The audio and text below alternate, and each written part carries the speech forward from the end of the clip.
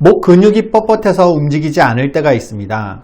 그런데 이게 증상이 심해지면은요, 운전할 때 사이드미러를 보기가 힘들어서 차선조차 바꾸지 못했다고 곤란한 경우를 말씀하시는 분들이 있어요. 그런데 이게 목의 근육이 잠깐 불편한 게 아니라 관절이 아예 굳어서 만성적으로 그런 것이라면 얼마나 곤란한 일이겠습니까? 강직성 척추염이란 척추에 생긴 염증으로 인해서 관절에 강직이 오는 질환을 말합니다. 목과 등, 허리의 척추 관절과 또 엉덩이의 천골과 장골이 만나는 천장관절, 그리고 발 뒤꿈치와 같이 힘줄과 뼈가 달라붙는 골 부착부의 염증으로 나타납니다. 여기서의 염증은 밖에서 온 세균이나 바이러스 때문이 아니라 내 몸의 면역세포가 나를 공격해서 생긴 자가염증성 질환입니다. 강직성 척추염의 원인으로는 유전적인 요인도 강합니다. 그래서 강직성 척추염을 앓고 있는 환자의 90% 이상이 HLA-B27이라는 유전자를 갖고 있습니다.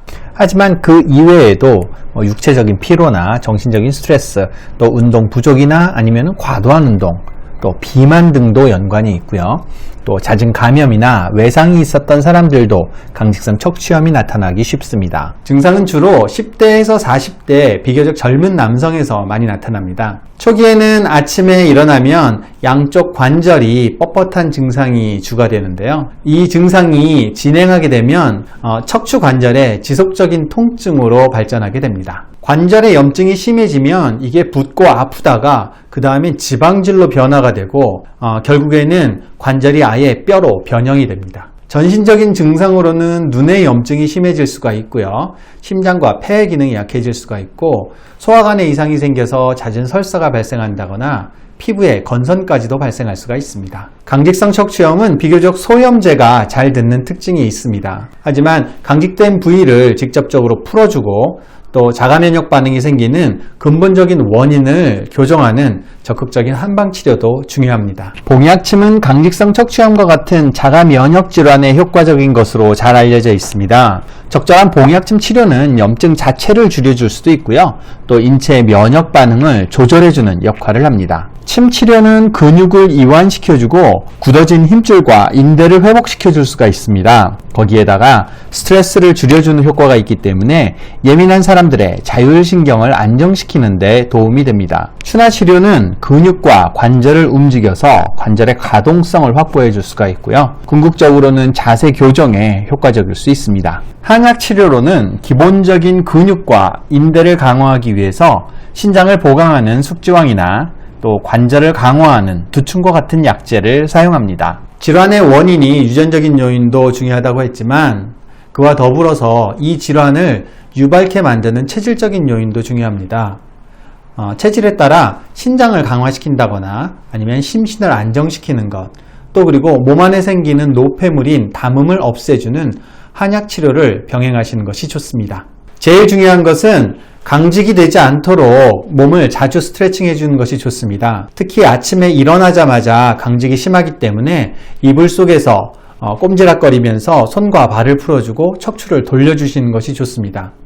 한번 하시게 되면 10분에서 20분은 충분히 해주시고요.